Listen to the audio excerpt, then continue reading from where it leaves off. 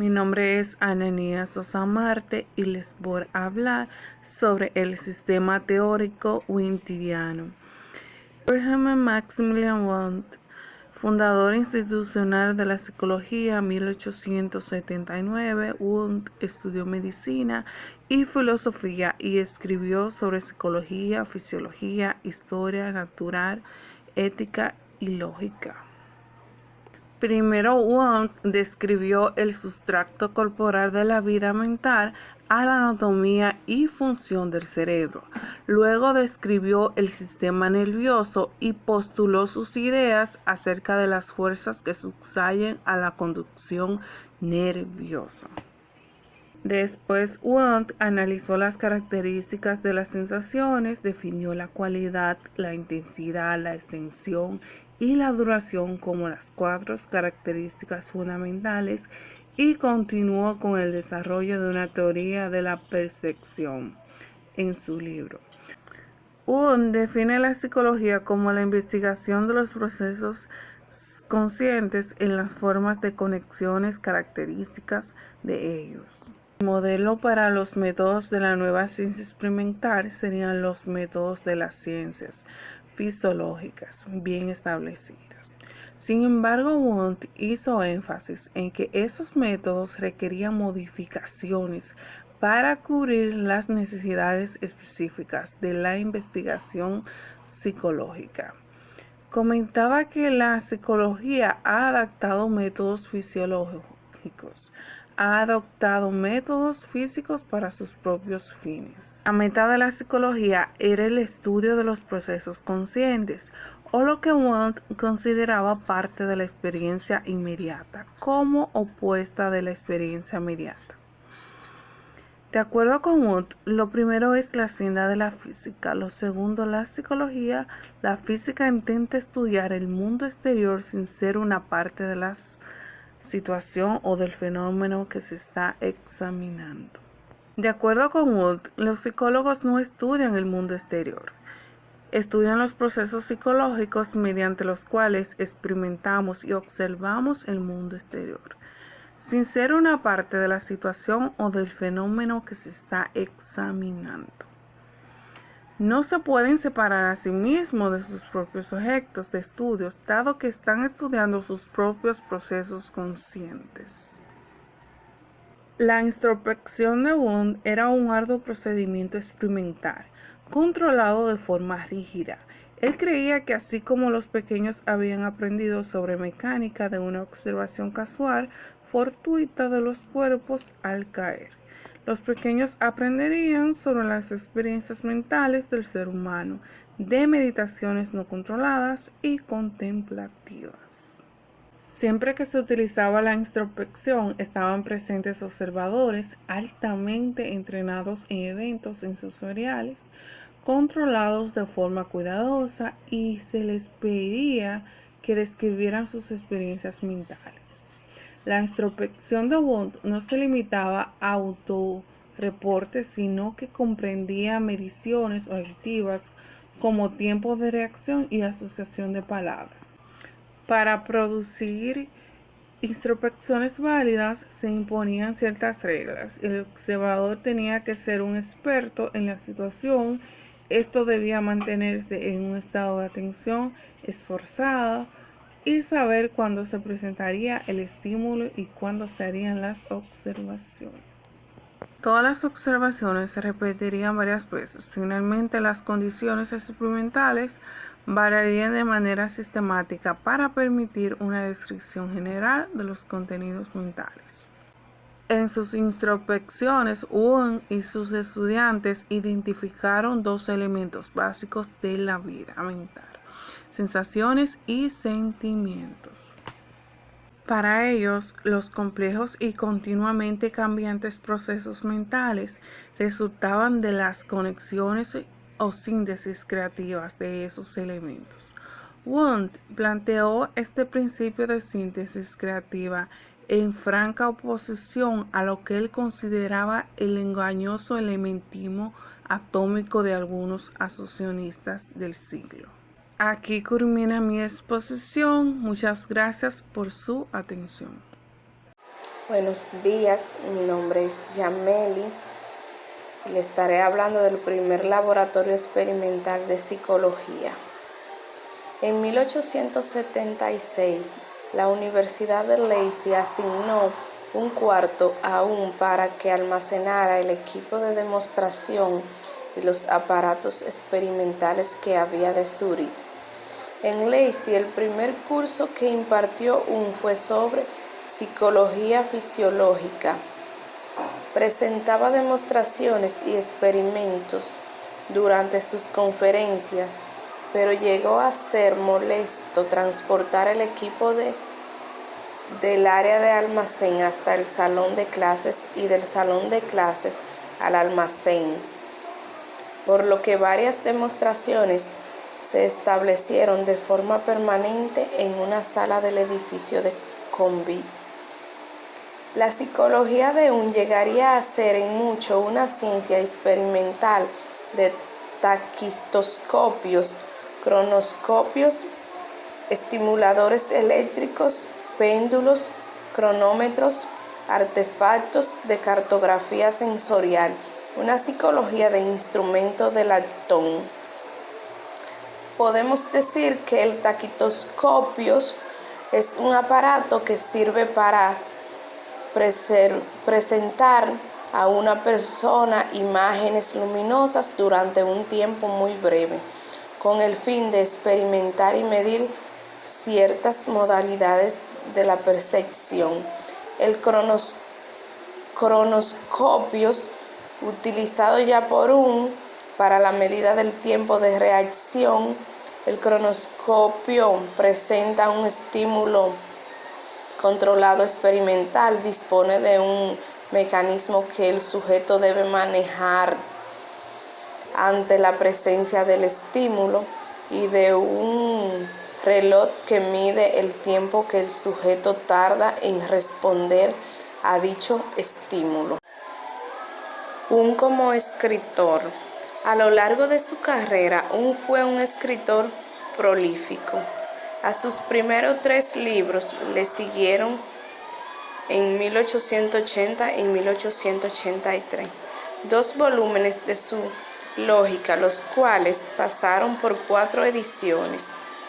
Su ética, 1896, tuvo 5 ediciones y se hicieron 15 de Grundrisse, Der Psychology y Fundamentos de la Psicología, 1896. En 1889 publicó System der Philosophie y entre 1900 y 1920 Volker Psychology, en 10 volúmenes, los cuales se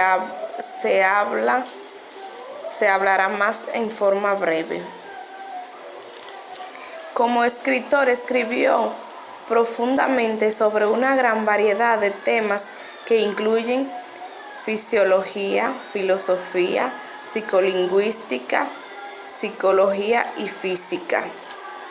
A pesar de sus prolíficas producciones, los trabajos de son pocos leídos hoy en día. Saludos, mi nombre es Rosa Elena Tejada Peralta. Yo le estaré hablando sobre la investigación de Wundt. Cuando volteamos a la investigación de Wundt, encontramos una situación similar.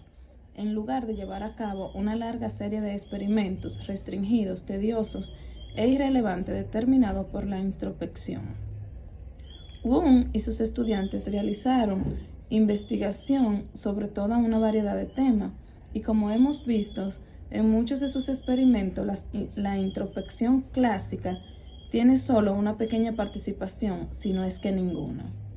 Afortunadamente, tenemos un excelente registro histórico de los experimentos que Wundt y sus estudiantes realizaron en su laboratorio de Lexing. Como el número de experimentos se incrementaba, Wundt se dio cuenta de que se necesitaba una forma de presentar sus resultados a un público más amplio. Aumentaba y revisaba de manera constante su texto principio. pero el tiempo que se perdía en la edición creó la necesidad de una revista que permitiera que los resultados se publicaran rápidamente. En el 1881, Wong estableció la revista Estudios Filosóficos y publicó un primer reporte de un estudiante, el experimento de Max Friedrich, sobre la percepción del tiempo. Wong editó Estudios Filosóficos hasta el 1902. Esa fue la primera revista que se creó exclusivamente para la investigación psicológica. Edwin G. Boring, 1929, y Robert Watson, 1978, clasificaron cerca de 100 de los experimentos publicados en esta revista durante un periodo de 21 años y encontraron que cerca del 50% se refería a la sensación y a la percepción. Estudio de la visión, del color, del contraste, posimágenes e ilusiones visuales. El tiempo de percepción también fue estudiado a través del juicio de los sujetos y los intervalos de tiempos estimados. Las sensaciones táctiles se estudiaron utilizando los métodos psicofísicos desarrollados por Heinz Weber y Gustav Fechner. Cerca del 17% de los experimentos reportados en estudios filosóficos utilizó los métodos de investigación iniciados por Carter y la medición de los tiempos de reacción. Los sujetos tenían que responder después que determinaran o identificaran un estímulo. Los tiempos de reacción para la identificación fueron de manera consistente más largos que los tiempos de reacción de detención. Se pensó que todo esto se debía al tiempo que toma el proceso de identificación después de la simple detención del estímulo. Ahora le estaré hablando de Wong en perspectiva.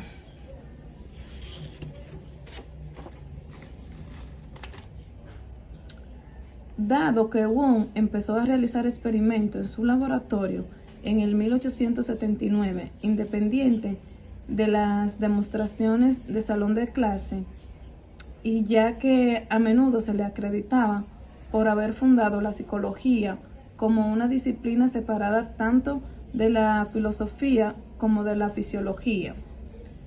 La Asociación Americana de Psicología seleccionó el 1979 como el año del centenario de la psicología.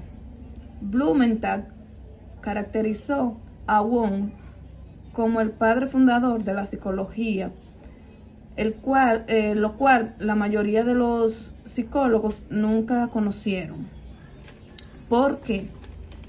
Pues aquí nos dice que Wong es recordado como defensor de una aproximación más bien estrecha a la psicología y como un experimentalista estricto. Pero como hemos visto en este capítulo, su psicología era bastante amplia, pero a lo largo de su vida podemos ver que su interés se mantuvo en una amplia gama de temas. Wilhelm Maximilian Wundt nació el 16 de agosto de 1832 en la pequeña villa de Nicareu, cerca de Mannheim, en el Principado Alemán de Baden. Fue el menor de 4 niños. Su padre era un pastor luterano. Su familia incluía historiadores, teólogos, economistas, geógrafos y 2 presidentes de la Universidad de Heidelberg. Por parte de su madre, su familia era igualmente prominente e incluía científicos, médicos y administradores del gobierno. Es probable que estos antecedentes familiares tan distinguidos proporcionaran al joven un ambiente estimulante, aunque al parecer tuvo una infancia solitaria y alguna vez infeliz. Su hermano era 8 años mayor que él y se fue a la escuela durante la niñez de Won. Los otros 2 hermanos murieron durante la infancia y durante muchos años el único compañero de Won era un niño un poco mayor que él que tenía dificultad para hablar. Won tenía que cuidar al niño y probablemente él nunca aprendió a jugar.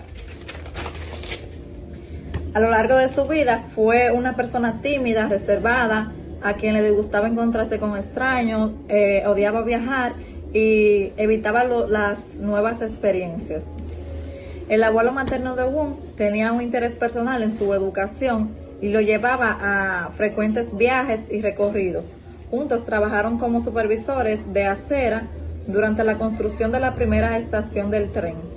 Sin embargo, este abuelo era un capataz severo y autoritario que insistía en un riguroso programa diario y una absoluta precisión en todo lo que hacían.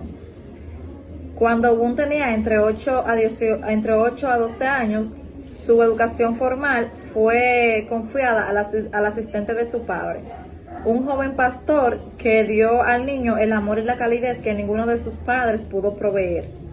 Cuando el hombre se mudó a una iglesia propia, Won se afligió tanto a él que le permitieron irse con él durante 1 año. Continuó su educación en el gimnasio católico local. Enrolarse en un gimnasio alemán era un importante paso para iniciar el camino directo a la educación universitaria de Won. Cuando murió su padre en el año 1845, su madre se encontraba forzada en mantener a la familia con una pequeña pensión clerical.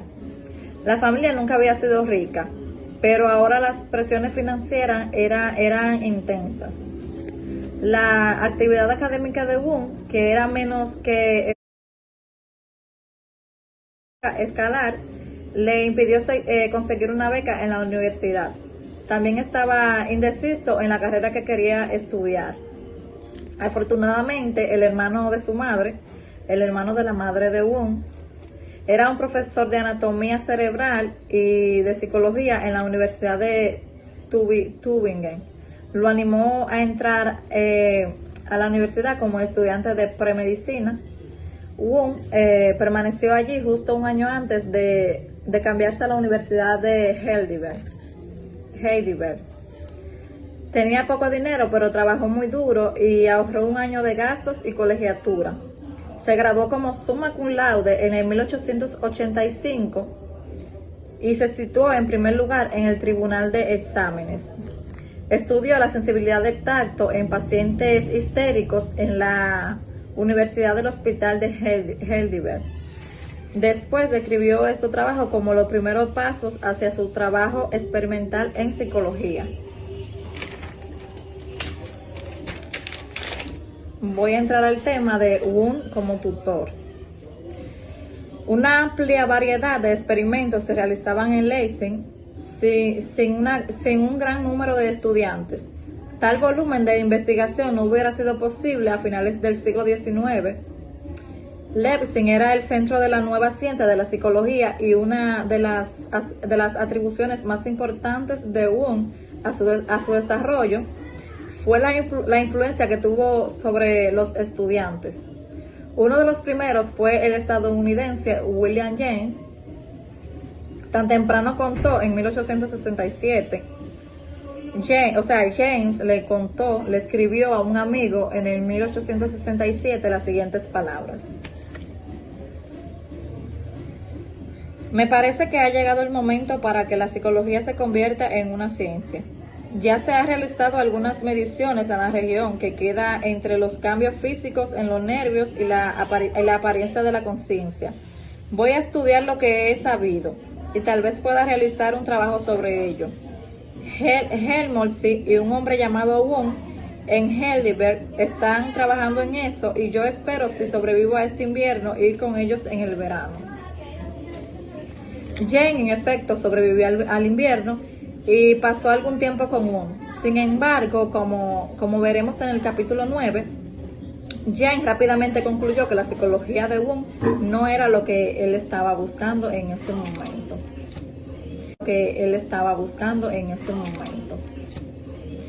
Entre 1875 y 1919, Wong dirigió 186 tesis de doctorado. De ellas, 70 fueron sobre filosofía y el resto sobre temas psicológicos. En 1920, en el año de la muerte de Wong, sus estudiantes y seguidores japoneses construyeron una réplica del laboratorio de Leipzig en la Universidad de Tokio. Dicho laboratorio sobrevivió a la Segunda Guerra Mundial solo para ser quemado durante un disturbio de estudiantes en la década de 1960.